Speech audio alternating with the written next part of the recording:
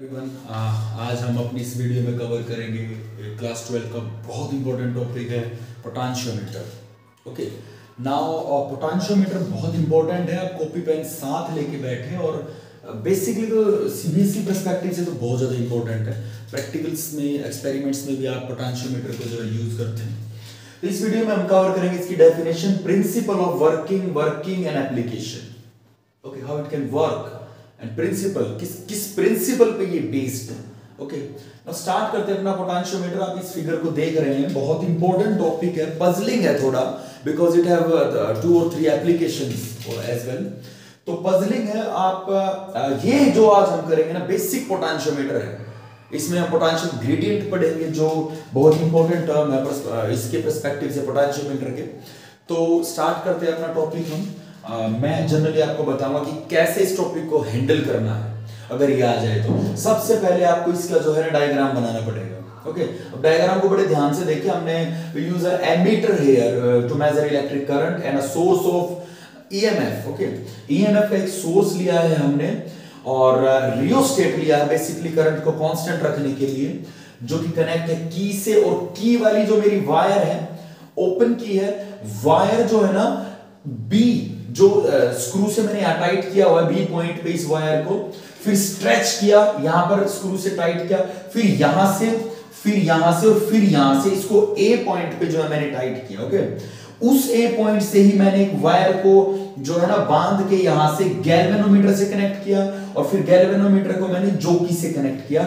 जोकी मेरा वो जो है ना डिवाइस है जो पोटेंशियोमीटर की वायर पे, जिसको मैं स्लाइड करूंगा और एक पॉइंट लेके आऊंगा, null point. Basically potentiometer is work on the null deflection method. Okay, whenever your galvanometer shows the deflection at 0, no deflection in galvanometer, that means your null point is there. Okay, आपका null point वहां पर आ गया है। तो क्या करते हैं potentiometer में? Potentiometer is a device which is used to measure EMF or we can say internal resistance of any unknown source. Okay, basically क्या है कि पोटेंशियोमीटर को है ना हम एक आइडियल वोल्टमीटर भी बोल सकते हैं, because voltmeter measure voltage and potentiometer also measures voltage but very accurately. Potentiometer basically क्या करता है, आपकी जो वोल्टेज है डिवाइस की, सर्किट की, उसको बिल्कुल एग्जैक्टली मेजर करेगा, बिल्कुल करेक्ट। ओके, वोल्टमीटर हमारा जो है ना अप्रोक्सीमेट वैल्यूज जो है हमें देता है, जिस डिवाइस को हम प्रैक्टिकल्स में भी यूज करते हैं। अपने सभी ने देखा होगा वोल्टमीटर, जो हमारी डिफ्लेक्शंस दिखाता है, जिसको हम जनरली यूज करते हैं। तो पोटेंशियोमीटर बहुत इंपॉर्टेंट जो है हमारा डिवाइस है और आइडियल वोल्टमीटर हम इसको बोल सकते हैं। और basically it have very high resistance, infinite resistance basically. Okay, तभी ये हमारे ये में बिल्कुल एक्यूरेट मेजर करेगा। नाउ फिगर को ध्यान से देखने से हमें पता चल रहा है बेसिकली क्या है कि हम सिंगल वायर को भी ले सकते हैं, लेकिन यहां पर मैंने 4 वायर्स को स्ट्रेच किया हुआ है। हर वायर मेरी 100 सेंटीमीटर की है, तो बेसिकली कितना बना 4 मीटर। Okay, 400 centimetre. मैंने नीचे एक स्केल लिया हुआ है, ये देखिए मीटर रोड ली हुई है यहां पर। ये ना करीब करीब कितना है 100 सेंटीमीटर का। बेसिकली 1 मीटर जो है स्केल की लेंथ होगी। आप अपनी लैब में जाके भी देख सकते हैं, प्रैक्टिकल जब आप करते हैं स्कूल में, तो आप लैब में देखिए, उसके साथ ना पोटेंशियोमीटर के साथ या मीटर ब्रिज जो भी है उसके साथ क्या होगा, एक जो है ना आपको स्केल, मीटर स्केल लगा दिखेगा। बेसिकली क्या करता है मीटर स्केल ना, मेरी जो है ना मुझे ये बताता है, जब मैं अपनी जोकी को इस पे स्लाइड कराऊंगा ना, तो जो लेंथ आएगी, जहां मेरी नल डिफ्लेक्शन आएगा ना, उस लेंथ को मैं मेजर करता हूं।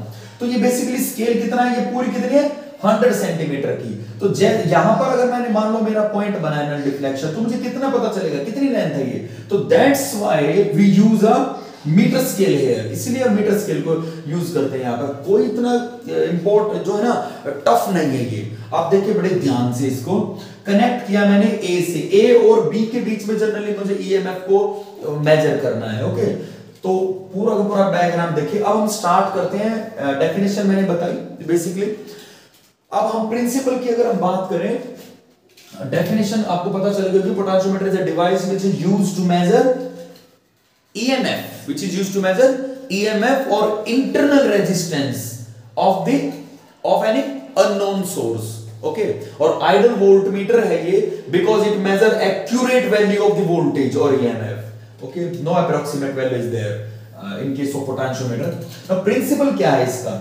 Principle is it works on the principle that अगर हम करंट को कांस्टेंट रखें, if our current is constant in this circuit, flowing current is constant, then our voltage is directly proportional to the length of the wire, potentiometer wire. Okay, अगर मैं current को constant और उसकी composition को uniform रख दूं, wire की composition को यूनिफॉर्म रख दूं, तो मेरी जो वोल्टेज आएगी ना वो डायरेक्टली प्रोपोर्शनल होगी मेरी लेंथ ऑफ द वायर के. ओके, नाउ देखिए आप ये लेंथ क्या है, लेंथ ऑफ द वायर, ये वो लेंथ है, देखिए जहां मेरा नल डिफ्लेक्शन मेथड बनेगा ना ये वो लेंथ है, ये जो स्मॉल एल मैंने ली है. ओके, ये पूरी लेंथ नहीं है वायर की, ये स्मॉल लेंथ है. तो हम क्या करेंगे, this is v directly proportional to l. Now v is equal to, अगर हम डायरेक्टली के साइन को रिमूव करते हैं, we need to take a constant here and that constant is k. वो कांस्टेंट यहां पर मैं क्या लूंगा, k. ओके, नाउ k को मैं क्या बोल सकता हूं, अगर मैं k मुझे निकालना है तो l को मैं नीचे लाऊंगा, v upon l is equal to k. और देखिए आप ध्यान से, मैं इसको क्या बोल सकता हूं, potential gradient. Potential gradient because potential per unit length of the wire, जो पर यूनिट लेंथ जो वायर है उस पे जो पोटेंशियल है मेरा वो v अपॉन l है, और उसको मैं k बोल सकता हूं. k को मैं क्या बोल सकता हूं, पोटेंशियल ग्रेडियंट. पोटेंशियल ग्रेडियंट, ये क्वेश्चन आ सकता है. Okay, potential, what is potential gradient basically. Now इसके आगे अगर मैं इसको अपनी फर्स्ट इक्वेशन दे देता हूं, क्लियर, इसको फर्स्ट इक्वेशन है ये मेरी. नाउ अगर मैं ओम्स लॉ को यूज करूं यहां पर, तो ओम्स लॉ क्या कहता है, v equal to I R, ये हमें पता है v equal to I R. Now v is equal to I, और r की क्या वैल्यू होती है आप वहां से निकाले, रेजिस्टिविटी के फॉर्मूले. रेजिस्टिविटी क्या होती है अपनी, rho L by A. r क्या होता है, रो a अपॉन एल. a इधर आ जाएगा, l नीचे आ जाएगा, तो r की जगह मैं क्या लिख सकता हूं, रो a अपॉन L. ये रो है, ध्यान से देखिए, रेजिस्टिविटी. क्लियर. नाउ मेरा फॉर्मूला क्या था, V is equal to K L. Okay, L, तो मुझे R की वैल्यू निकालनी है, L by A. No R is directly to L. Now R is L by A R. Okay, wait.